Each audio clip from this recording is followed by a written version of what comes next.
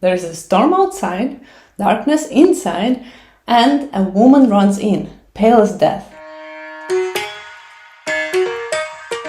I read The Guest List by Lucy Foley. Well, let's see what this story is all about. She is a British-Irish author who studied English literature and worked as a fiction editor before she became a best-selling author. Small detail I liked about Lucy Foley: she lives in London and likes taking long walks, especially around Piccadilly area. So if you happen to be there, you might actually spot her. She drew inspiration for this novel from weddings she attended, which honestly makes me question those weddings a little. Anyhow, what starts as a perfect wedding quickly turns into something much darker. The Guest List novel begins at a wedding, a beautiful bright day where two loving people are about to join their lives together and embrace their happily ever after. What could possibly go wrong? Many things. And from the very first paragraph, that picture-perfect image is shattered.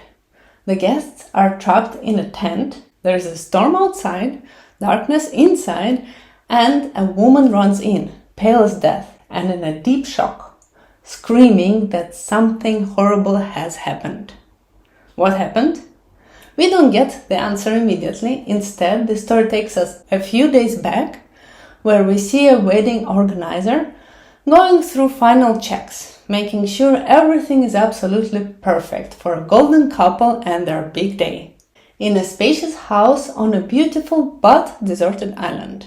Then we switch to the lovebirds, who are full of excitement and looking forward to welcoming their guests, who should be arriving shortly. The guests are supposed to make their day even better, but instead they only bring problems and conflicts. And as the story unfolds, with every page you start to realize that the relationships between the guests and the wedding couple are super complex, full of misunderstandings, old grudges and secrets. Secrets so grave that the burden of keeping quiet day by day outweighs even the instinct to survive.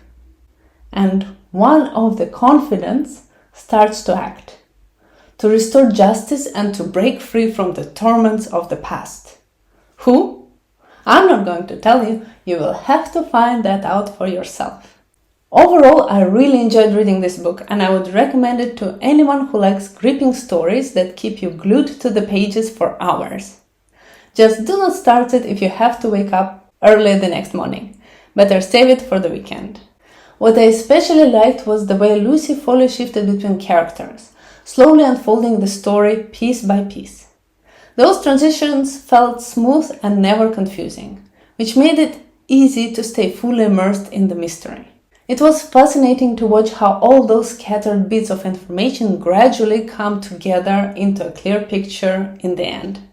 Her characters are also very relatable, especially the wife of the bride's best friend, and the suspense keeps building right until the very end, constantly making you wonder who did what and to whom. Trust me, there are plenty of possible candidates for both roles, the victim and the killer. Minus point for me was that in some parts of the novel the characters felt a bit too stubborn in hiding information, which became slightly frustrating at times. But I guess that was done on purpose to show different psychological aspects of characters. So, tell me, do you enjoy stories that focuses more on people and their secrets, rather than just action and events?